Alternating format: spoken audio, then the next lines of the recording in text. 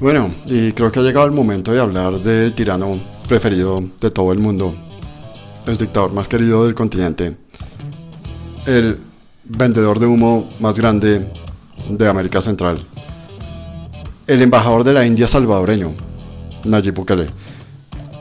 Bueno, hay que hacer la aclaración para los que no saben a qué hago referencia cuando hablo del embajador de la India. Es en base a un hecho pues muy famoso que hubo aquí en Colombia. Se hizo una película al respecto de un Pepe cualquiera que llega a un pueblo haciéndose pasar por un embajador que, pues como su nombre lo dice, venía de la India, y pues la gente se lo creyó y lo empezó a llenar de privilegios y de loas le empezaron a dar regalos, a tratarlo como un rey, hasta que pues finalmente se dan cuenta de que todo era un fraude. Quería tratar el tema de El Salvador una vez más porque esta semana vimos la noticia de que unos pandilleros habían asesinado a un policía, lo cual es lamentable obviamente desde todo punto de vista y condenable perfectamente. La delincuencia pues no debería tener cabida en una sociedad. Ahora, ¿qué es lo que interpreto yo de todo esto? A ver, pues esto lo he dicho varias veces, es como de conocimiento bastante general para aquellos que conocen un poco sobre este tema, pero igual lo repetiré las veces que sea necesario. El terrorismo, dentro de su actuar, y esto es lo que lo diferencia de un vándalo común, es que dentro de su actuar delictivo y dentro de todo el dolor que le causan a las personas, ellos hacen esto con la intención, y repito, esta es la diferencia que tienen con los vándalos, ellos hacen esto con la intención de mandar un mensaje. Generalmente el terrorista cuando comete sus actos de terror, y por eso se llama terrorismo, lo que están haciendo es mandar un mensaje por medio del terror. Y en este caso, digamos, el mensaje es bastante claro. El mensaje que mandaron los pandilleros al asesinar a ese policía es bastante claro. Creo que va en dos direcciones, o hay dos puntos, digamos, de ese mensaje que se le está enviando, que los pandilleros le acaban de enviar al gobierno del señor Bukele. El primero es que ellos todavía están ahí. Sobre esto quiero hacer un poco de énfasis ahora, pero por el momento digo, el primero es que ellos todavía están ahí, esa es la primera parte del mensaje, y creo que la segunda parte del mensaje, que también es muy clara, es que le están diciendo al señor Bukele que ellos no le tienen miedo, y creo que ambas partes del mensaje son bastante contundentes. Sobre la primera parte quiero hacer un énfasis porque me parecía muy básico, o sea, muy fundamental, sobre lo que estaba, pues con respecto a todo lo que estaba pasando. El señor Bukele venía diciendo desde hace bastante tiempo que en El Salvador ya se habían acabado los homicidios, prácticamente era el país más seguro de América Latina, había reducido prácticamente a las pandillas y ya no había nada que temer. Como lo he dicho siempre, yo estoy convencido que el señor hizo trampa. ¿Y por qué hizo trampa? Porque estoy convencido de que él sí negoció por debajo de la mesa con los pandilleros. Y esto pues es bastante obvio, o sea, era un tema bastante obvio, porque es que las pandillas, antes de que el señor llegara al poder, las pandillas básicamente en El Salvador y generalmente en Centroamérica, digamos que los grupos pandilleros más fuertes están divididos en dos, que son los MS-13 y los MS-18.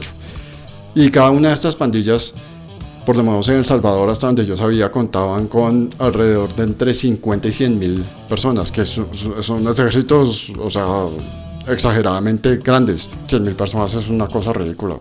No sé si exista un ejército regular en El Salvador con toda esa cantidad de efectivos. Entonces ese problema no era tan fácil de solucionar.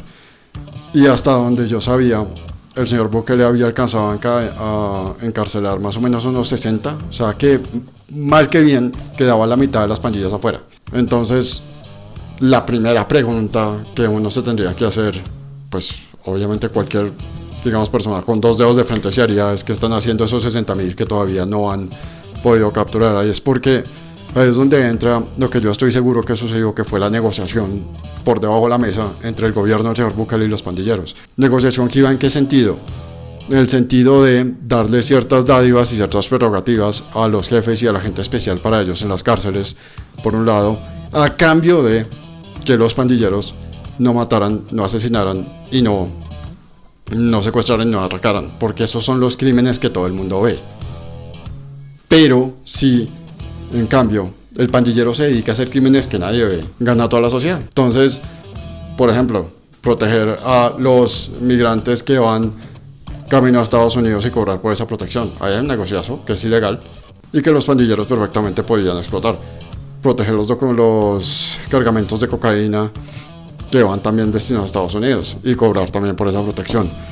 Prestar el territorio o la logística para ayudar en el transporte de esos cargamentos. Ese tipo de crímenes son crímenes que la sociedad no ve, porque generalmente no dejan muertos, porque generalmente se hacen la mayor de la clandestinidad. Entonces, mientras ese tipo de crímenes se puedan dar, pues el señor podía salir feliz a decir que El Salvador era el país más seguro del mundo, cuando en realidad no lo era, porque una vez más las pandillas le están haciendo saber que ellos todavía están ahí. Eso, digamos, sería como una primera medida, y es como la primera parte del mensaje que interpreto. La segunda parte del mensaje, como queda claro y como imagino que tendría que ser, es la pandilla diciéndole no le tenemos miedo. De alguna manera creo que, y esto era algo que venía también prediciendo desde hace rato, que ese negocio, ese acuerdo que ellos tenían tarde o temprano se iba a tener que caer. Y lo que estoy viendo es que efectivamente se está empezando a caer. Y eso es la segunda, y ahí viene la segunda parte del mensaje que las pandillas le están mandando al gobierno. Es decirle, si se acaba el acuerdo, pues nosotros vamos a volver a los nuestros. No le tenemos miedo. Y podemos atacar policías y seguiremos atacando policías. El mensaje, digamos, desde el punto de vista del terrorismo es bastante claro.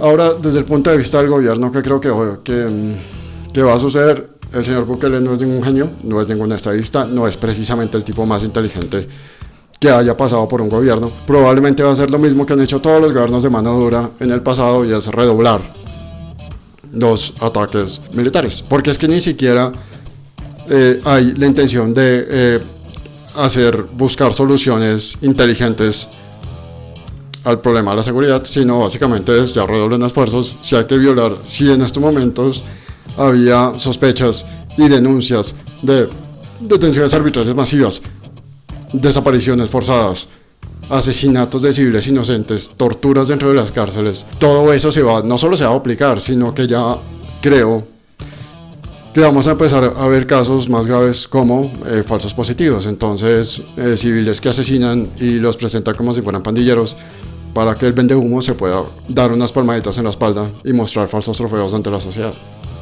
Y esto, digamos, no es nada nuevo. Esto es lo que ha venido pasando con las políticas de mano dura mal manejadas en todo el continente a lo largo de la historia. Entonces, en algún momento eso se cae. Cuando eso se caiga, se va a generar un escándalo, o ya directamente desemboca en una dictadura al estilo Daniel Ortega, que ya es una dictadura abierta. Y si no lo hace, lo más probable es que ya se vengan todos los problemas por responsabilidad por violaciones de derechos humanos, por todos los crímenes de Estado cometidos, y más importante aún, el criminal ahí. Y esa es la razón por la que creo que al señor Bukele este modelo no le dura 5 años.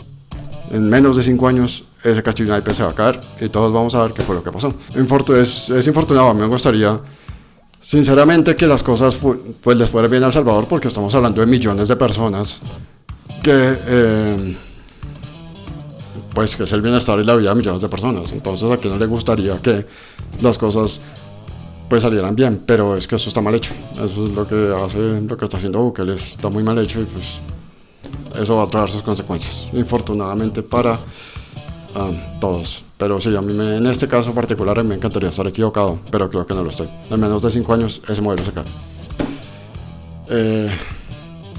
Bye.